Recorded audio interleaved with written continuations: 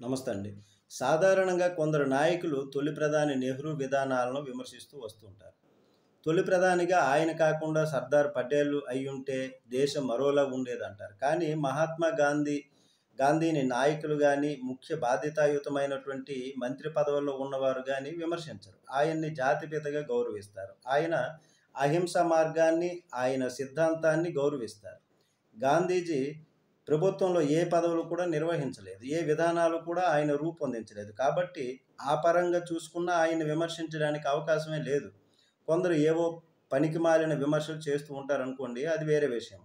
అయితే ఇప్పుడు జనసేన అధినేత, ఏపీ డిప్యూటీ సీఎం పవన్ కళ్యాణ్‌కు గాంధీజీ మీద బాగా కోపం వచ్చింది. ఆయన్ని తీవ్రంగా విమర్శించారు. ఆయన అహింసా మార్గాన్ని దుయ్యబట్టారు. పవన్ కళ్యాణ్‌కు ప్రస్తుతం దేశభక్తి బాగా పెరిగిపోయింది. ఈ మధ్య కాశ్మీర్‌లో పాక్ ఉగ్రవాదులు హిందువులను మతం పేరు అడిగి మరీ కాల్చేయడం, ప్రస్తుతం భారత్, పాకిస్తాన్ మధ్య యుద్ధం జరిగే పరిస్థితులు ఏర్పడ్డాయి. మొదలైన వాటి ఏర్పడటం ఈ విధంగా చూస్తే ఈ నేపథ్యంలో పవన్ కళ్యాణ్ గాంధీజీని విమర్శించారు. పాక్ ఉగ్రవాద దాడులకు యుద్ధ పరిస్థితి ఏర్పడటానికి గాంధీజీకి ఏం సంబంధం అనుకుంటున్నారు కదా అంతా. కానీ పవన్ కళ్యాణ్ దృష్టిలో సంబంధం ఉంది.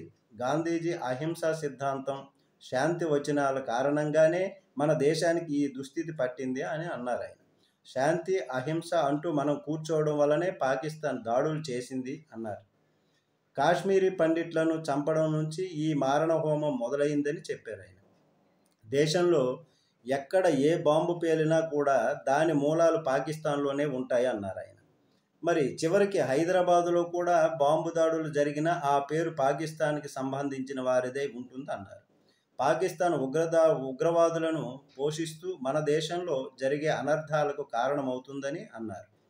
పాక్ ఉగ్రవాదులు చేసే చర్యలు సహించలేకే మోదీ ప్రభుత్వం సంచలన నిర్ణయాలు తీసుకొని దాడులు చేసిందని చెప్పారాయన. గాంధీజీ అహింసా సిద్ధాంతం కారణంగానే దేశంలో ఉగ్రదాడులు జరుగుతున్నాయని పవన్ అభిప్రాయపడుతున్నారు. మరి మీరేం అభిప్రాయం పడతారో కామెంట్ చేయండి. నమస్తే.